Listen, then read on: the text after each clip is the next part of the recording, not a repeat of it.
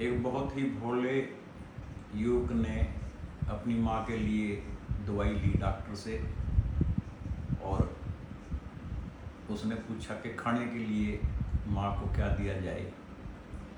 Doctor ने बताया खिचड़ी। उसने कहा मुझे याद नहीं रहने का। डॉक्टर ने कहा कि खिचड़ी खिचड़ी बोलते घर तक चले जाओ। वह खिचड़ी खिचड़ी बोलता घर की तरफ जा रहा था कि रास्ते में एक किसान बाजरे से चिड़ियाँ उड़ा रहा था और जब इसकी सुनी उसने खिचड़ी खाचड़ी ऐसा सुना तो उसने उसको धमकाया कि मैं तो चिड़ियाँ उड़ा रहा और तू उल्टा मेरे विरुद्ध बोल रहा। उसने कहा जी आप जैसे कहोगे वैसे बोल दूंगा। उसने कहा उड़ जाओ फुर, उड़ जाओ फुर। वह ऐसे ही बोलता चलने लगा। आगे कुछ पंछी पकड़ने वाले फंदी लगाकर बैठे थे।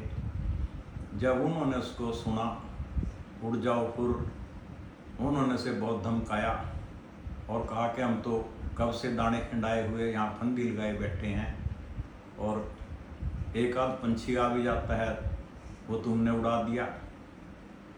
उसने कहा जी क्या बोलूं। उन्होंने कहा ऐसे बोलो आते जाओ फंसते जाओ।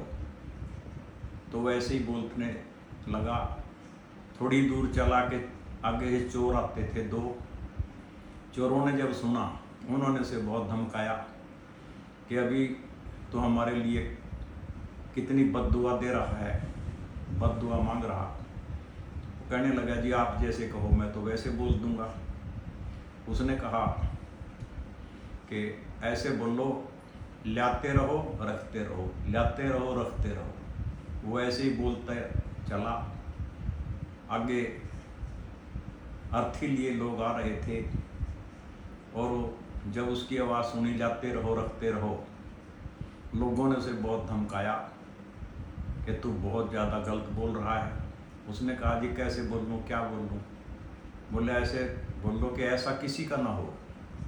वैसे ही बोलने लगा कि ऐसा किसी का ना हो, ऐसा किसी का ना हो। आगे एक सेठ जी का 3 लड़कियों के बाद एक लड़का हुआ था और उन्होंने जब सुना वहाँ लड्डू बांट रहे थे वो लोग। 3 साल के बाद 3 लड़कियों के बाद ये लड़का हुआ और तू बद्दुआ दे रहा ऐसा किसी का ना हो। इसको लड्डू नहीं इसको खिचड़ी दो। वो वहाँ से फिर उसने दौड़ लगा दी वही तो और आगे उसका घर आ गया।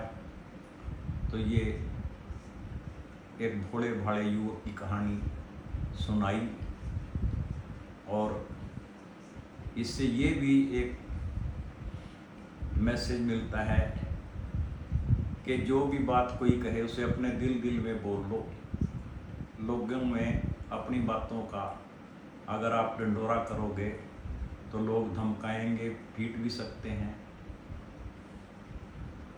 ये इससे कहानी से आप समझ सकते हैं।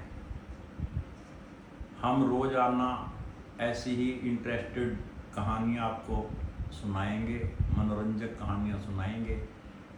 कृपा करके हमारे चैनल को सब्सक्राइब करें, लाइक करें। धन्यवाद सुनने के लिए।